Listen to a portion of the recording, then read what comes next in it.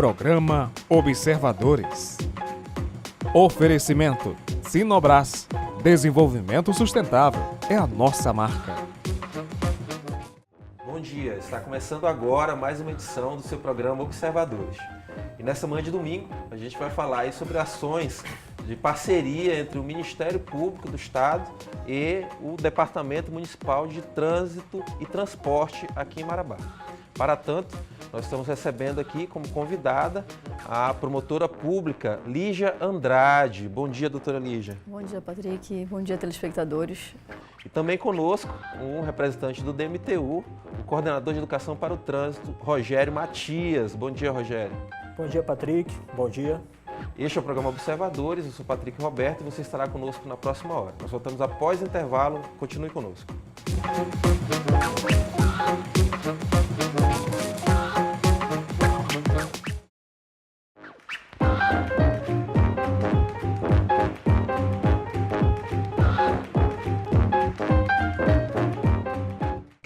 Volta com o programa Observadores desta manhã de domingo, hoje recebendo aqui a promotora de justiça Lígia Andrade. Bom dia, doutora Lígia. Bom dia, Patrick. Bom dia, telespectadores. Bom dia a todos. Que bom tê-la aqui conosco. E também o Rogério Matias, representando aí a turma do DMTU, ele que é coordenador de Educação para o Trânsito, não é isso, Rogério? Isso. Bom dia, Patrick. Bom dia a todos.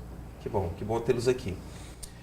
Doutora, o que motivou esse convite para tê-los aqui conosco essa semana foi justamente reuniões que vocês têm colocado em prática, afinando aí essa parceria Ministério Público, Autoridade de Trânsito, não só o DMTU, como Polícia Rodoviária Federal e Detran também fazem parte dessa campanha, que a senhora vai poder explicar para a gente agora como é que funciona essa campanha Adolescente Não Dirige. Certo. Esse é uma campanha, um projeto da 10ª Promotoria da Infância e Juventude de Marabá, da qual eu sou titular. Aqui em Marabá nós temos 2 promotorias da infância e da juventude, a 9ª e a 10ª Promotoria. Sim. E na minha promotoria eu tenho esse projeto, que é Criança e Adolescente Não Dirige, tendo em vista o elevado índice que nós temos aqui no município de crianças e adolescentes que conduzem veículos automotores, principalmente motos. Não que não façam nos demais, mas o foco principal é moto. E esses índices elevados acabam ocasionando mortes, lesões, traumas e muitas vezes, na maioria das vezes, acabam utilizando-se dos hospitais para fazer o tratamento em decorrência das lesões e das consequências desse mau uso do veículo. E o que tem gerado um grande gasto público na saúde, que muitas vezes pessoas que têm causas naturais, um CA ou parto, necessitam de uma UTI e, em sua maioria, estão ocupados por pessoas ou crianças e adolescentes que têm traumas em decorrência de acidente de trânsito. Então, esse índice é muito elevado. Se a gente conseguir reduzir o índice dessa condução errada de criança e adolescente no veículo, a gente, por consequência, vai reduzir mortes precoces de crianças e adolescentes, lesões, deficiências e até mesmo um dos principais motivos, essa redução do gasto na saúde, com essa demanda tão grande que nós temos aqui no município. Certo. Rogério, o pessoal costuma dizer que é cultural isso, do pai que quer ensinar o filho de forma precoce a dirigir. Como que o departamento tem combatido essa situação? Preocupante essa situação, como você falou, cultural, e nós ainda temos alguns agravantes aqui em Marabá. É muito comum, por exemplo, já ouvi, filho completa 15 anos, você quer uma festa ou uma moto? Isso é uma iniquidade. Uma pergunta é algo que não pode nem ser colocado à mesa. Não tem a idade de 18 anos, não é habilitado. Então, essa situação, alguns pais, infelizmente, têm respondido por esse tipo de situação. Filhos que provocam acidentes, não têm a habilidade necessária. Temos casos de adolescentes provocando acidentes, batendo em veículo parado. Moças, rapazes que vão parar nos hospitais, alguns têm uma habilidade incrível, outros não têm habilidade nenhuma, batendo em veículos parados. Então, tem sido uma grita, vamos assim dizer, constante devido ao número de veículos que tem sido recolhido, mas esse tipo de situação tem sido combatida e tem sido combativo mais intensamente nos últimos dias, precisamente nas últimas semanas. E essa é uma situação muito comum, adolescentes e geralmente, via de regra, sem o uso do capacete de segurança. Certo. Doutora, teve algum caso específico que levou a senhora a tomar essa iniciativa do projeto? Não, na verdade, eu já tenho alguns anos de Ministério Público. Essa é uma causa que eu vejo em todos os interiores que eu já passei, né? Não só aqui em Marabá. Os menores, a gente vê, os interiores menores são pior ainda, o índice é mais elevado dessa condução por criança e adolescente. Então, me chamou a atenção isso, porque parece que o costume acaba se tornando realmente uma regra no município. Aqui a gente vê que é muito grande o índice. Tolerado pela sociedade. Na verdade, estimulado, né? A gente vê, como bem falado pelo Rogério aqui, muitos pais estimulam, entregam o veículo, dão de presente. E eu queria tentar, mesmo que o trabalho de formiguinha que a gente comece, acho que tem que ser dado início a essa campanha, conscientizar não só os adolescentes que eles não podem dirigir pela proibição da idade, mas já ressaltando que mesmo aqueles que completam 18 anos, eles não estão aptos a dirigir, a conduzir o veículo automotor. Sim. Tem que ter a idade, que é os 18 anos mínimos, e mais a carteira, no caso de habilitação, né, para poder dirigir. Então, o que chamou atenção foram esses anos de vivência do próprio Ministério Público mesmo e os municípios em que eu tenho passado e vejo quão é elevado é esse índice. No último dia 19 de abril, a senhora convocou uma reunião que estavam presentes os representantes das autoridades de trânsito e também setores da sociedade. O que foi tratado exatamente nessa reunião sobre o projeto? A gente tem feito várias reuniões, né, Rogério? Assim, tem participado do DMTU, DETRAN, PRF e Ministério Público. E a gente tem tentado traçar algumas metas para tentar alcançar um êxito dessa campanha, desse projeto. E nessa última reunião a gente estava tratando sobre o mês de Maio Amarelo, que é uma campanha nacional de trânsito que existe, também para tentar reduzir o índice de acidentes de veículos automotores. Embora essa campanha seja aberta, ela não seja restrita apenas ao meu tópico, que é criança e adolescente, ela soma a minha campanha porque trata do mesmo assunto. Então, a gente estamos traçando estratégias para, no mês de maio, nós termos no município várias frentes, né? De atuações, seja com campanhas de panfletagens, campanhas educativas, seja com palestras nas escolas que nós vamos estar fazendo, seja com algumas exposições de veículos, nós também estamos elaborando isso daí. Então, a gente tenta verificar ações articuladas entre o Ministério Público e as entidades realmente fiscalizadoras do trânsito para poder dar um conhecimento maior à sociedade, tentar mudar esse hábito errôneo, né, que nós temos aqui no município, para ver se a gente consegue ter alguma redução nesses índices. Certo. Rogério, como é que está se dando no dia a dia do Departamento de Trânsito? Eu sei que vocês estão, hoje, por exemplo, a gente está gravando, é um programa gravado, e vocês daqui vão para uma reunião numa escola. Como se dá objetivamente tratando com alunos e com pais? Tá. No exato momento, nós estamos aí nesses últimos dias aí na elaboração da campanha Maio Amarelo, onde a campanha do Ministério Público veio assim num excelente momento. Porque o Maio Amarelo ele é um grande movimento, ele é um movimento da sociedade pela vida, onde se espera que nesses 31 dias contribuir para a mudança na realidade do trânsito. Então, o nosso dia a dia de um departamento, nós temos lá, no nosso caso do MTU, esforço legal, constantemente trabalhando, que se trata da fiscalização. Temos a educação para o trânsito e a engenharia, sempre atendendo aí pedidos da sociedade e verificando os pontos críticos para a questão de sinalização. Inclusive, temos avançado muito nos últimos meses. Então, a nossa corrida, em especial, nosso setor, nesse momento, é a nossa grande expectativa aí as atividades do movimento Maio Amarelo. Mesmo porque nós já vamos ter uma audiência pública do Ministério Público, em parceria. É um movimento da sociedade, por isso veio em excelente momento. Para nós que contamos e precisamos do apoio da sociedade, que o Maio Amarelo, diferente das outras campanhas, a gente costuma dizer, e na verdade ele é um grande movimento, não é uma campanha específica, ele é um movimento. E a ação do Ministério Público, nesse momento, vem somar e nos deixa muito felizes ao ver que não estamos sozinhos. Os órgãos de trânsito não estão sozinhos, né? Essa parceria do Ministério Público veio nos dar um alento e dizer, nós não estamos só, outros órgãos estão conosco. E nós fazemos um apelo também, Patrick, para que a sociedade, o empresariado, alguns já fazem, né? Participem do movimento. Coloquem lá o laço, o símbolo epidemiológico na sua empresa, no seu funcionário aí durante o mês de maio, chama aí um compromisso para a vida, né? Porque o laço é o símbolo epidemiológico do movimento, a cor amarela representa aí a atenção. É um movimento importante que nós pedimos que nesse momento toda a sociedade participe conosco, empresário, órgãos públicos, se engaja conosco aí nesse movimento. Tá aí, muito bom. Estamos à beira disso, né? Daqui a pouquinho, no terceiro bloco, eu vou te pedir para dar algumas Para adiantar um pouquinho para a gente, o que vai ter na programação do Maio Amarelo esse ano aqui em Marabá. Doutora, só tinha um complemento a fazer? Sim, na verdade, só para complementar o que ele falou, na verdade, nós temos esse enfoque agora de Maio Amarelo, mas a campanha não para em maio, tá? Certo. É só mais um... Segue paralelamente. Isso, ela segue paralela, vai ser por um período estendido. Então, a gente vai estar trabalhando sempre, no caso, a campanha do Ministério Público, que a Criança e Adolescente Não Dirige, vai ultrapassar o Maio Amarelo. Então, a gente vai continuar para tentar expandir o máximo possível de conhecimento e sobre as causas, efeitos e consequências desses atos. Qual a sua expectativa com esse tipo de encontro em escolas públicas?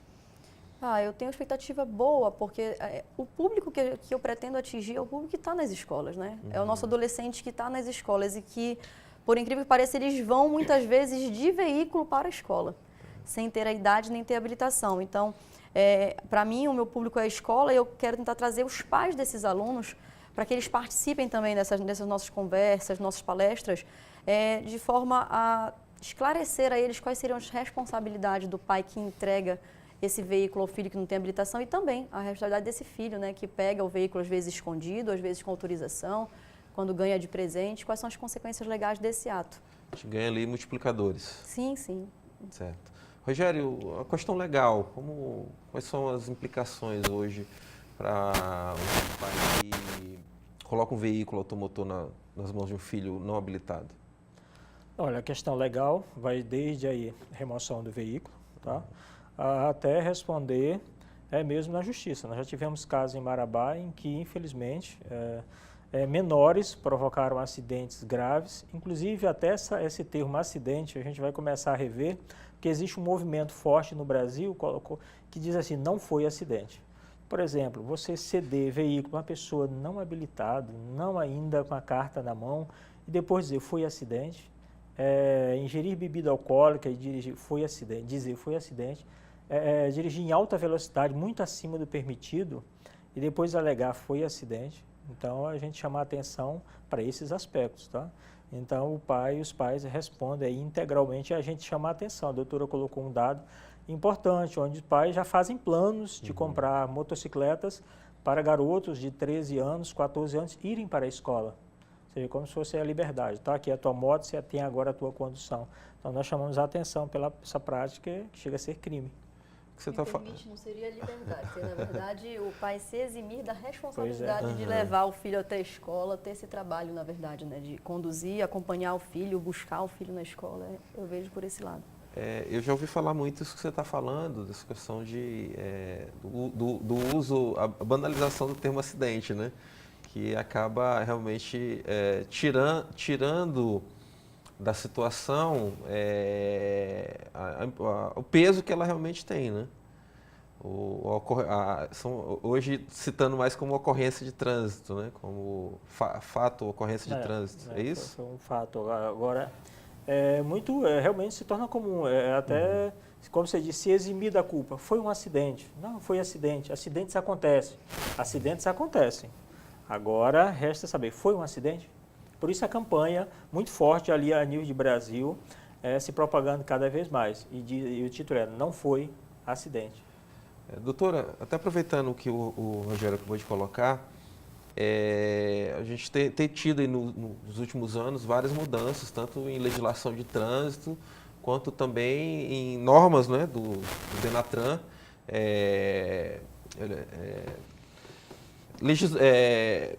alterando um pouquinho, adaptando a legislação a algumas realidades que a gente tem vivido.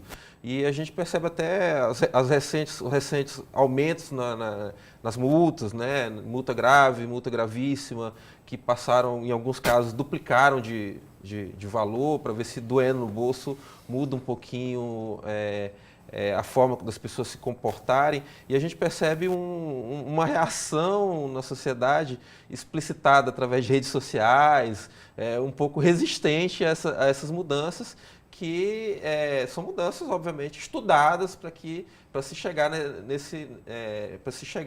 nesse resultado. A senhora, como uma operadora do direito, como vê essas últimas mudanças relacionadas a trânsito? Sim, eu acho que... No rigor. Primeiro, acho que o rigor Ele é necessário, né? Agora, o mais necessário, eu acho, seria a população ter a conscientização de cumprir a legislação. O que a gente vê muito no nosso país é que nós temos muitas vezes legislação, uma legislação forte, uma legislação com muito rigor, e ela não é cumprida. Então, eu acho que tem que haver realmente esse rigor para que as pessoas possam entender que elas têm que ter aquele tipo de conduta correta. Se a população espontaneamente não tivesse o hábito de praticar, de repente, o ato equivocado, poderia se abrandar ou não se incomodaria tanto com o rigor da legislação. Então, infelizmente, nós vemos que, como você comentou, as multas estão bem elevadas, né? Tivemos agora, a partir de 19 de abril agora, semana passada, entrou em vigor a legislação que aumentou a pena imputada, a pena máxima, no caso imputada, quem pratica o crime de homicídio culposo, lesão corporal na direção de veículo automotor, sob a influência de álcool. Então, são mudanças que, como você comentou, são estudadas. Então, se estão vindo é porque, de repente, a população não está ainda conseguindo respeitá-las. Então, acho que a forma que o poder público encontrou de conseguir dar uma freada, vamos assim dizer. E a gente tem aquele ditado, né? Enquanto não dói no bolso, parece que não dói, e ninguém percebe, passa batido. Como bem o Rogério comentou, com relação à palavra acidente, na realidade, quando acontecem os acidentes, de regra, as pessoas só conseguem perceber ou dar importância ao ato quando algum ente seu é atingido. Quando a gente está sempre de espectador, quando a gente está só visualizando aquilo ali, a gente não tem a dimensão da consequência daquele ato. Entregar um veículo a um adolescente que não tem habilitação, não tem, de repente, o desenvolvimento necessário para ter habilitação para conduzir aquele veículo, e causa um acidente e vem de repente, causar o óbito de uma vítima que estava um pedestre passando, a família daquela vítima vai conseguir perceber a gravidade do ato. Se nós colocássemos ao contrário, se o condutor adolescente vier a óbito, aqueles pais que entregaram aquele veículo vão começar a perceber a gravidade que é de entregar aquele veículo. Então, a gente precisa ter uma campanha de prevenção também para conscientização, para tentar dar conhecimento a essas famílias, às pessoas, para que se evite o ato pior, seja a aspiração de multa, seja os acidentes, seja óbito. Então, eu vejo que é uma realidade. Nossa. Lígia, Rogério, a gente vai para um rápido intervalo e voltamos em seguida aqui na telinha da TV Correio SBT.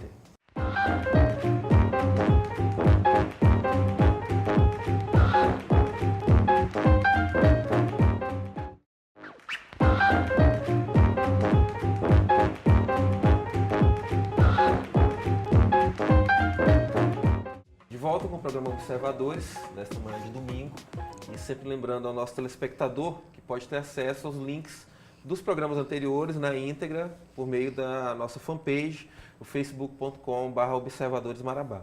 Também podem nos mandar dicas, sugestões, críticas por meio do e-mail observadores@grupocorreio.com.br. A gente está recebendo aqui hoje a doutora Lígia Andrade, que é promotora de justiça, titular da 10ª Promotoria de Justiça aqui em Marabá, e também o Rogério Matias, que é o coordenador de Educação para o Trânsito do Departamento Municipal de Trânsito e Transporte aqui de Marabá. Doutora Lígia, a senhora estava falando agora no bloco anterior sobre a questão das leis, né? da força da lei. A senhora percebe já nas pessoas com quem a senhora tem tido contato, pais e adolescentes, já percebe a preocupação com isso? Na verdade, já estão mais atentos para isso? Então, quando chega na promotoria algum adolescente que tenha sido autor de algum ato infracional que seja equiparado ao crime previsto no Código de Trânsito por estar conduzindo um veículo automotor, e a gente conversa com o adolescente e os pais, muitos deles não sabem das consequências legais, principalmente com relação aos pais. Então, nós temos o adolescente, quando conduz o veículo automotor, aí eu entendo esse adolescente até 18 anos incompleto, se ele conduzir de forma potencialmente causadora de danos, ele pode responder por um ato infracional assemelhado ao crime previsto no artigo 309 do Código de Trânsito. E o pai, o responsável, que entrega o veículo, ou que permite, ou que sabe e não faz nada, que consente com essa direção de veículo automotor, ele pode vir a praticar o crime previsto no artigo 310 do Código de Trânsito. E também pode praticar uma infração administrativa prevista no próprio ECA, que é no artigo 249. Ou seja, os pais de regra, eles não têm conhecimento. Muitas vezes, quando eu começo a conversar, explicar as consequências, eu comento, olha, o senhor não é um bandido, o senhor não é um criminoso, mas poderá responder um processo criminal em decorrência da sua conduta ou da sua omissão. E muitas vezes os pais até choram porque não têm esse conhecimento. E é por isso que eu acho importante essa nossa ida às escolas para tentar dar esse conhecimento da lei, né, da legalidade, do ato em si, das consequências do descumprimento desta lei. A infração administrativa do 249 do ECA, ela justamente prevê essa infração para aquele pai que deixa de cumprir algum dos deveres do poder, decorrente do poder familiar, do pátrio poder, que antigamente se chamava. Dentre eles nós temos educação, né?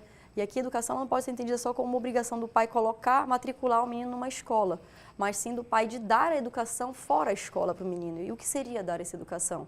Seria fazer o cumprimento de leis, né? A observância de lei, andar de acordo com os bons costumes. Então, a inobservância pelos pais desse dispositivo insere eles na prática do ato de uma infração administrativa. Certo. Rogério, estava falando sobre redes sociais para a doutora Lígia, e é interessante as redes sociais que a gente vai percebendo como as pessoas se posicionam sobre as coisas, muitas vezes de forma equivocada. E parece que, no que diz respeito ao controle de trânsito, as pessoas se comportam como elas se comportam com um time de futebol, né?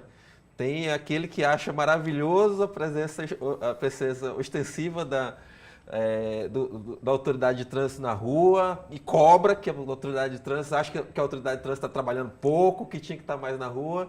E tem aquele que acha que está sendo rigoroso demais, que não tinha que estar em cima. Como é que o DMTU tem lidado no dia a dia diante desse prisma que a gente está conversando aqui ainda, dessa questão do adolescente e a fiscalização de trânsito?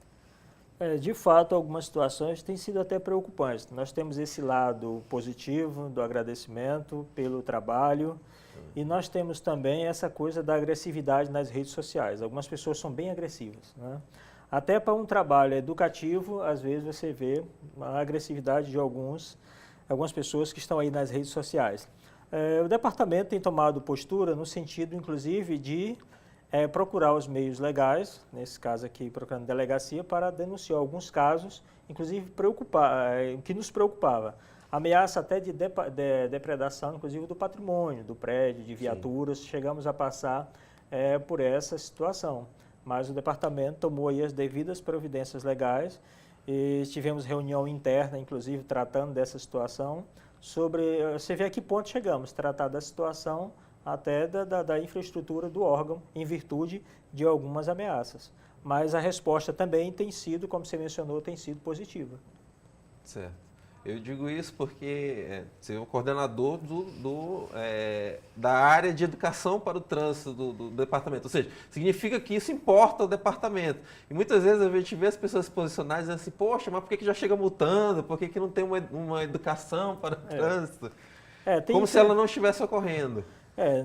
Na verdade, nós temos todos os momentos, né? Tanto que muitas vezes, em algumas situações, a ação educativa ela vem primeiro e logo depois vem uma ação preventiva. Por exemplo, o exemplo do Carnaval. Primeiro nós fizemos aí uma semana de ações educativas com um amplo apoio da mídia, no sentido de alertar, olha, esse período está chegando, é um período difícil, complicado, a fiscalização vai estar atenta, vai estar nas ruas, no sentido de se alertar. Se eu ainda não me atentei para alguma situação, é um período de refletir. Então, primeiro vem a ação educativa e logo depois vem a ação do esforço legal da fiscalização. Uma coisa que eu achei muito legal, em geral a gente critica muito propaganda de marcas de bebida, etc., porque a gente sabe que tem toda a parte mercadológica por trás.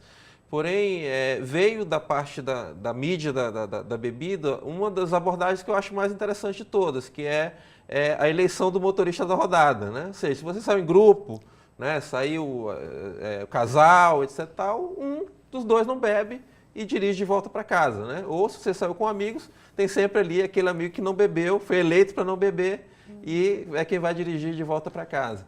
Está aí uma contribuição, né, importante, porque, veja bem, as forças que nós temos contra nós no processo educativo são forças gigantescas, poderosas, né? E geralmente envolvendo muito essa questão da bebida, da velocidade. É propaganda de veículos, é o veículo veloz, é o veículo que voa, é o veículo que faz você chegar rápido. Então, veja bem, na contramão da educação para o trânsito, muitas vezes a grande mídia traz muita coisa contrária. Propaganda de veículo veloz, bebida, é complicado. Então, o adolescente, entre se proibir e permitir-se a aventura, imagine o que um adolescente vai escolher. Certo. Doutora, eu queria falar um pouquinho sobre o trabalho da promotoria. Ela é a 10ª Promotoria da Infância e Juventude. Por que o nome é Infância e Juventude e não Infância e Adolescência? Começo já matando essa minha dúvida, na verdade, assim, essa minha curiosidade. Na verdade, assim, a gente não tem interferência no nome. A legislação superior, no Brasil inteiro, são as promotorias de vida por especialidade, né? A Convenção Nacional. Isso. Aqui em Marabá, nós temos 13 promotorias. E temos 2 da infância, a 9ª e a 10ª. E a Promotoria da Infância e Juventude, a gente atua com situações que envolvem crianças e adolescentes em situações de risco e vulnerabilidade, seja decorrência de abandonos, maus tratos, agressões, abusos sexuais, e que são essa parte toda protetiva, que a gente chama. E também atuamos com a parte dos atos infracionais, que é quando o adolescente pratica atos assemelhados aos crimes. E aí a gente acompanha, faz oitiva, participa das audiências, faz a alegação final para indicar a mídia socioeducativa melhor para tentar recuperar aquele adolescente. Então, a Promotoria da Infância e Juventude, ela tem essa atribuição protetiva e na seara do ato infracional. Eu sei que o Ministério Público, tanto quanto também a Vara da Justiça que trata da infância e juventude, elas têm um suporte de uma equipe multidisciplinar que trabalha junto a vocês, né? Psicólogas, Sim. assistentes sociais. Como funciona essa interação com essa equipe? Na verdade, sim, o Ministério Público Marabá, nós temos a nossa própria equipe interdisciplinar, que nós temos psicólogo e assistente social. Nós temos três pessoas que participam da nossa equipe. E o Judiciário, a 4ª Vara da Infância, também tem a equipe do Judiciário. Então, são contratados para isso? Na verdade, eles fazem parte do quadro, né, do próprio órgão. Então, eles fazem parte dos processos e fazem as visitas. Por exemplo, no Ministério Público, quando chegam para a gente notícias de alguma situação de risco ou vulnerabilidade que me gera dúvida, ou que eu precisar, de repente, ter uma outra visão, eu peço para que a equipe faça um estudo com aquela família, ou com aquela criança, ou aquele adolescente, e eles nos emitem um relatório da visita feita, do acompanhamento feito, e, mediante o relatório da equipe, eu tenho um posicionamento ou um pedido ao judiciário que seja. Já durante o processo judicial, a gente também pode contar com a equipe do judiciário, solicitar que faça essas visitas, esses acompanhamentos também, e eles também nos emitem um relatório das situações acompanhadas. Ok. Eu vou pedir para os meninos colocarem algumas imagens aqui na tela. Cadu, por favor. Aqui um desenho, né, que ele meio que identifica essa questão do menor ao volante, né? Vamos colocar mais uma, por favor, a segunda. Gente, só especificando, essas imagens aqui são de campanhas já de alerta de trânsito, tá? Então não quer dizer que aqui seja uma cena que realmente tenha acontecido, ela é ilustrativa. Mesmo assim, a gente colocou uma tarja aqui no rosto do rapaz, e eu queria com essa imagem aqui, Rogério, que a gente analisasse o fato de que, quando a gente estava falando da questão cultural, né, parece que o homem tem muito essa coisa, né? O pai tem essa coisa de querer que o filho seja o sucessor e já parece que simbolizar essa sucessão, né, da figura masculina na família, botando o filho ao volante de forma precoce, né? É importante os pais entenderem que é muito importante que o seu filho cresça e diga: meu pai sempre cuidou de mim, meu pai nunca me deixou sentar na frente quando eu não tinha ainda 10 anos, meu pai me colocava atrás. Quando eu era pequeno, meu pai me colocava na cadeirinha para minha segurança. Quando eu era adolescente, meu pai não me permitia pegar o carro porque sabia eu corria risco. Então é importante que o filho cresça com essa noção. Essa coisa do pai, é o meu sucessor, ele será um bom motorista. Existe o tempo certo para tal. E ele deve aprender dentro das regras e com segurança. Se me permite, por favor, à vontade, doutora. Os pais, na verdade, os filhos têm os pais como um exemplo, né? Então, tem que vir dos pais orientação, essa conscientização e essa proibição de praticar os atos incorretos, ilegais, vamos assim dizer. O pai que vê, o filho que vê, de repente, o pai andando sem o cinto de segurança, ele vai ser um adulto que vai usar o carro sem botar o cinto de segurança. Que, de repente, vê o pai conduzindo o irmão menor no banco da frente, de 2 anos de idade. Quando ele tiver os filhos dele, ele vai colocar também, entendendo que aquilo ali é o correto. E os pais têm esse papel de tentar passar para os filhos o quê? Essa educação em todos os sentidos. O ser humano tem as coisas da mimese, né? A gente, desde de criança, sempre está imitando os pais, né? Até o próprio engatinhar, o andar, já é um ato de imitação do que você está vendo ali todos os dias. É importante entender que, por mais que os professores irão se esforçar para trazer aí bons ensinamentos para a segurança da criança no trânsito, a criança ela pode se recordar e dizer, não, mas o meu pai bebe e dirige, nunca aconteceu nada. Então, a família tem uma maior influência. É preciso entender, Patrick, que é preciso todos entenderem, aliás, que essa situação, nós sempre trazemos em nós algo que nos veio da geração anterior, valores. Então, é preciso essa coisa de, não, são as crianças de hoje que serão os bons condutores amanhã. Elas é quem deve ser educadas. Nós estamos querendo dizer o quê? Que o adulto ele não pode ser educado. É a geração que tem que educar a próxima geração, para a segurança da próxima geração. Certo, perfeito. Gente, a gente vai para um rápido intervalo e voltamos em seguida com o último bloco do Observadores.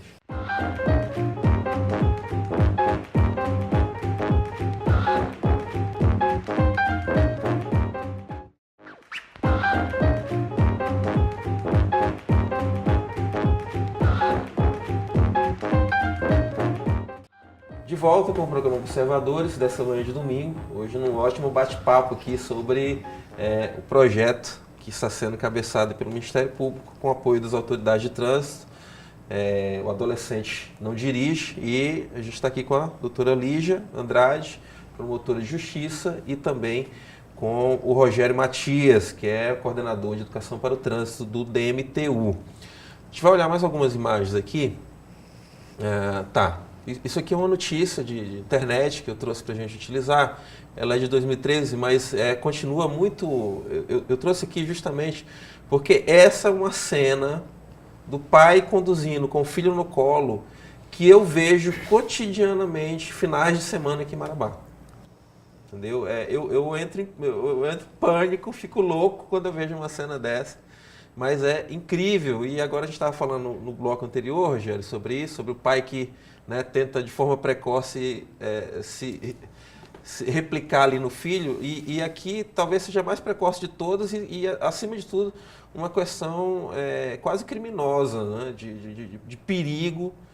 Aqui, tudo bem, alguém vai dizer, tá parado o veículo, né? Mas isso aqui ocorre aqui em Marabá, finais de semana. Eu várias vezes passo por pais que estão com filhos no colo, dirigindo para as ruas da cidade.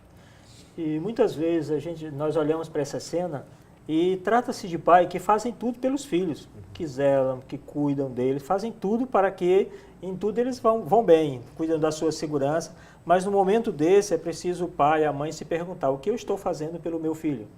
Então, nesse momento, está colocando a vida dele em risco. Então, repito, muitas vezes que são pais que fazem tudo pelos seus filhos, mas ao colocar o filho numa situação dessa aí, deve se questionar, o que eu estou fazendo pelo meu filho? Independente de uma velocidade pequena, uma freada brusca, uma batida, a pessoa vai à frente com uma velocidade incrível. Em alguns casos, chega a ser velocidade de toneladas, capaz de esmagar uma criança dessa ao volante. Tem um outro fator também, que quase todos os veículos hoje têm o famoso airbag, né? E o airbag, ele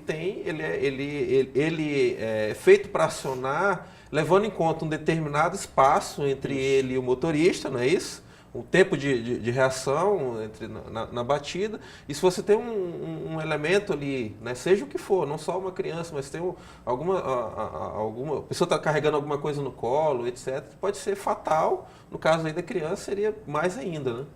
Isso. E no Brasil, morrem muitas crianças anualmente.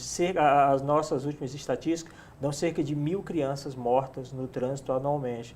Então, ou seja, por isso que se justifica a educação para o trânsito. Então, o importante não é somente a escola tem a educação como tema transversal. Deva ser melhor trabalhado na escola? Deve. Vários fatores impedem esse trabalho na escola. Muitas vezes, por associar educação para o trânsito ao ato de aprender a dirigir e saber da legislação. Então, isso muitas vezes faz com que o professor não se sinta preparado. Ele entende a educação como isso, aprender a dirigir e aprender a legislação. Então, existem inúmeras formas e nós vamos desenvolver a partir de agora um trabalho junto às escolas voltados à educação para a segurança das crianças no trânsito. E o nosso grande objetivo, fazer valer o artigo 76, que trata da educação para crianças, na pré-escola, no ensino fundamental, no ensino médio e no terceiro grau, no ensino superior. Então, esperamos ter sucesso, temos como missão, implementar essa questão, a princípio, a nível transversal. Sonhamos com um dia em que nós vamos ter aí uma matéria curricular sobre educação para o trânsito. Mas, por enquanto, trabalhando os temas transversais, já vai ser um avanço muito grande e dá para trabalhar em muitas matérias assim de forma maravilhosa. Tá. Doutora Lígia, vocês apresentam aqui duas pontas, né? O Rogério, embora seja do órgão que alguns, né, falam como repressor, mas ele trabalha com a educação para o trânsito. E a senhora está ali já próxima ao judiciário, né, que vai culminar daquela situação. Mas como que é para a senhora como é que a senhora vê o fato de que hoje, cada vez mais, os pais, as famílias em casa estão negligenciando o seu papel de educador e deixando as situações virem bater depois a porta das autoridades públicas? Em verdade, Patrick, é o que acontece no meu dia a dia, né? Os pais batem a porta do Ministério Público, na maioria das vezes o pai ou terceiros ou vizinhos, pelos descontroles do pai no exercício desse poder familiar. A imagem que você colocou aí da criança conduzindo, como bem falado pelo Rogério, provavelmente é de um pai que tenta dar tudo do melhor para esse filho. Mas a gente precisa verificar que dar tudo para o melhor não quer dizer não dar limites para os filhos. E os pais hoje em dia estão esquecendo que as crianças precisam de limites. O pai ele tem uma figura daquela pessoa que tem que impor limites, tem que impor regras, senão aquela criança ela vai crescer de qual forma? Achando que tudo pode, tudo é permissivo, não tem limitação. E a gente vê isso no dia a dia. As crianças que chegam em situação de risco e vulnerabilidade, muitas delas pela própria ausência dessa figura forte e limitadora da família, pai, mãe ou os que residem na mesma casa. E isso nunca é legal. A gente precisa entender, os pais precisam entender que dar limite aos filhos faz parte da boa criação. Isso é querer bem ao filho. Eu li ali há pouco no rodapézinho da imagem que você colocou, que o pai alegou que deixou o filho ir no volante porque ele estava chorando na cadeirinha. Ou seja, é muito melhor você ver o filho chorando, ele vai parar. Se ele continuar chorando, ele vai parar. Certo. Do que você trazer ele para o seu colo e colocar ele num risco de morte, né? Porque eu tenho certeza que esse pai não tem essa pretensão e nem quer. Mas isso é já colocar desde pequenininho ele no limite. Ele tem que entender que a cadeirinha é obrigatória, que não é agradável, mas ele tem que estar, ele tem que ter aquela limitação e tem que obedecer às regras. Então ele tem que estar naquela cadeirinha para a proteção dele e para seguir as regras. Então eu vejo que tem acontecido muito isso realmente na sociedade. Essa falta de limite dos pais, essa falta de imposição dos pais com as regras, com essa educação explicativa e orientando realmente ao bom hábito, ao bom costume dos seus filhos. Certo. Rogério, você falou no primeiro bloco um pouquinho já sobre o Maio Amarelo, explicou como funciona a campanha.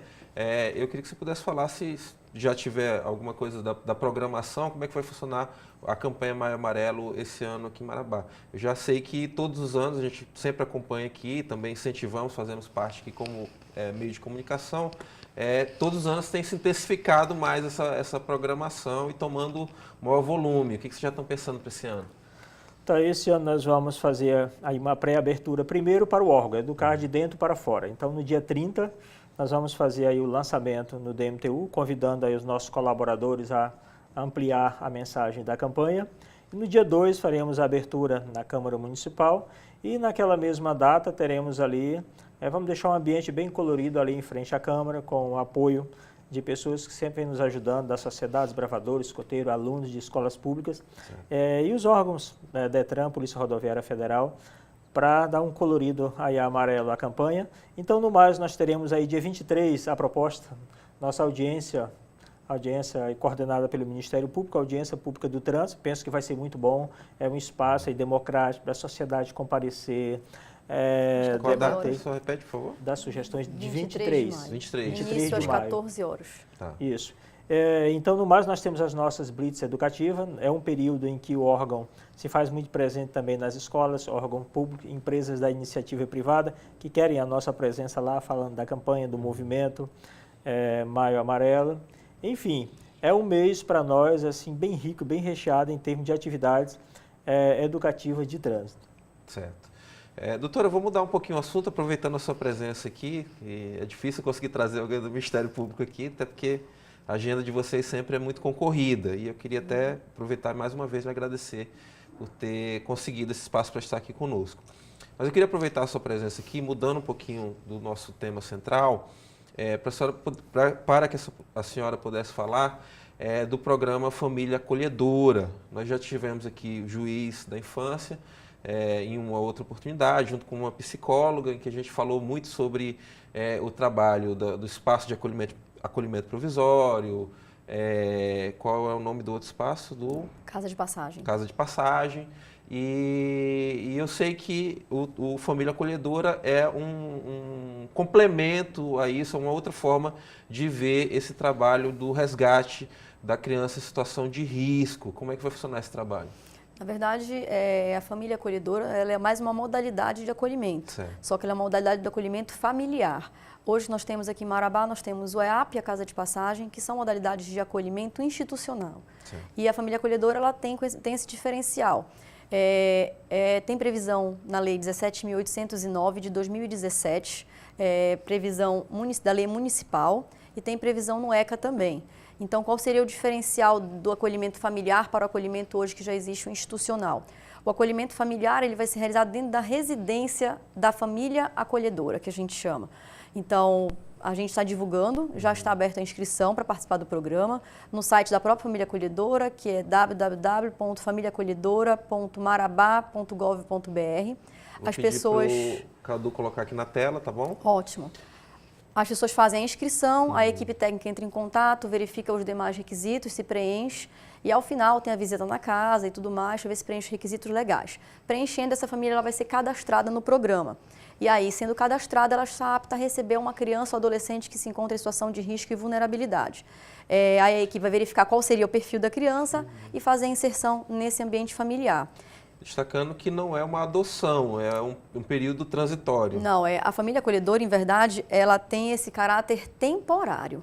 O prazo máximo daquela família ficar com aquela criança ou adolescente em situação de risco e vulnerabilidade é de até 2 anos. Ela pode sair da casa da família acolhedora em 1 mês, em 1 dia, em 2 meses, em 3 meses, em 1 ano. O prazo máximo dela é de 2. A gente, inclusive, na legislação, há proibição. A família acolhedora ela não pode adotar aquele acolhido que está na sua residência. Até porque o acolhido, em muitos casos, ele pode voltar para a própria família original. Né? Na verdade, porque aquela situação ali, às vezes, uma investigação, uma situação que está sendo abordada. Na verdade, assim, o perfil da família acolhedora são crianças e adolescentes que se encontram em situação de risco e vulnerabilidade, seja por maus tratos, violações de direitos, abandonos. Não são crianças que estão vindo de práticas de ato infracional ou de uso de droga. E aí, um dos principais requisitos dela é que ela seja temporária. Então, que sejam crianças com perfil de logo um breve retorno à família de origem ou à família extensa. Então, não tem por finalidade encontrar pessoas para adotar. É só para que aquela família possa ficar com aquela criança num período em que a equipe consegue trabalhar ou preparar a família de origem ou extensa para recebê-la de volta, já sem aqueles riscos que antes existiam no convívio familiar. Uma das principais finalidades da família acolhedora é dar a essa criança, assegurar o direito dela de se manter no ambiente familiar. Ou seja, aquela criança que já está saindo de uma violação de direitos, de vários traumas, colocá-la em uma família para acolhê-la, com certeza reduz muito os traumas que ela já está passando na família dela biológica. Então, é essa a intenção, que a família dê amor, dê afeto, dê carinho, nesse momento de transição tão difícil que aquela criança está passando por aquela necessidade. Certo, tá aí, parabéns. Quais são os próximos... eu sei que já tivemos reuniões, tem mais uma programada para esses dias? Tem, salvo engano, no dia 11, no dia 9 de maio. Dia 9 de maio. Vamos ter a abertura oficial da família acolhedora. Já estamos aí caminhando com famílias já quase cadastradas para efetivamente começar o programa. E a gente precisa que as famílias que se enquadrem, que entendam que seja, de repente, o perfil, que façam as inscrições no site, para que a gente possa ter sempre o maior número de famílias interessadas em participar, porque hoje no EAP, que é o Espaço de Acolhimento Provisório que é institucionalizado, nós temos 33 crianças acolhidas. É um número muito grande. Então, a gente quer tentar reduzir o número de crianças acolhidas no acolhimento institucional e levá-las para uma família acolhedora. Então, quanto mais pessoas, mais famílias tiverem interesse no programa e participarem efetivamente do programa, mais êxito nós vamos ter em reduzir esse quantitativo do acolhimento institucional. E a gente espera que com o acolhimento familiar, em verdade, a gente tenha um número reduzido de crianças que retornem à situação de acolhimento. Hoje no EAP a gente vê que muitas crianças que estão lá ou que já passaram, não é a primeira vez, é a segunda, a terceira, vão e voltam para o acolhimento. Então, com o acolhimento numa família, a gente espera que seja um trabalho diferenciado e que essas crianças não retornem ao acolhimento, que seja realmente solucionado o conflito familiar ou o conflito que tenha alguma coisa externa que esteja dificultando, impedindo que essa criança retorne à sua família biológica. Tá aí, muito importante, uma novidade muito bem-vinda, com certeza, como a senhora está falando, as crianças que têm essa oportunidade, com certeza vão passar por um trauma menor do que outras que estejam só com o trabalho institucional. Eu queria até destacar aqui, aproveitar e mandar um abraço para todos os profissionais que trabalham lá no EAP, que a gente tem um trabalho lá com eles. Eu participo de uma instituição que trabalha com adolescentes, que é a Ordem de Molay, e a gente anualmente sempre faz algumas atividades lá, levamos os nossos meninos, os nossos adolescentes, para passar um tempo lá com eles. Então legal. Eles promovem um cineminha, levam pipoca, levam os doces e a gente faz algumas brincadeiras lá. E para esses adolescentes que têm uma possibilidade melhor de criação, que estão em famílias estáveis, né? Isso que eu quero dizer, para eles tem sido um aprendizado muito grande ter esse contato com essas crianças que estão lá no EAP, e a gente tem um respeito muito grande por esse trabalho, e a gente queria aproveitar para mandar um abraço para toda a turma que se dedica diariamente a esse trabalho.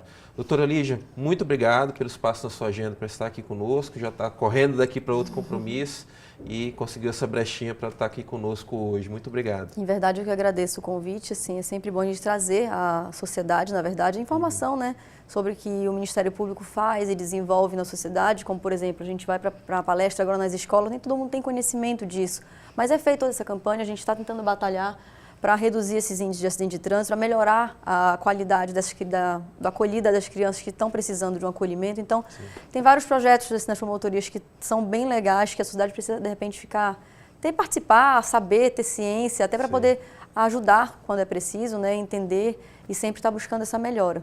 Eu que agradeço o espaço. Sucesso. Rogério, também muito obrigado pela participação aqui conosco e sucesso ao trabalho do DMTU nessa questão da educação para o trânsito. Eu que agradeço e convido aí a sociedade, aos órgãos públicos particulares, que não só nos procurem em épocas de campanha, Maio Amarelo, Semana Nacional do Trânsito, mas o departamento está sempre à disposição para enviar uma equipe a trabalhar com você no seu órgão, na sua empresa, na sua escola. E nós queremos fazer isso, contamos com o apoio de todo.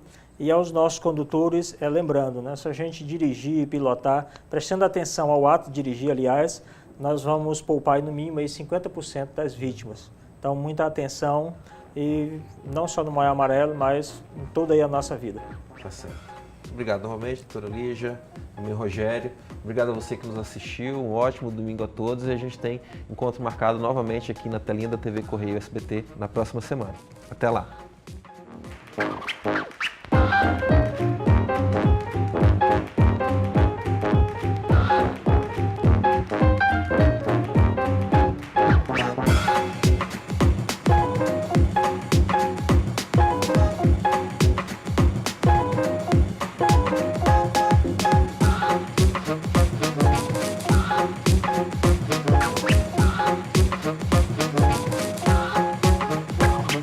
Programa Observadores. Oferecimento: Sinobras. Desenvolvimento sustentável é a nossa marca.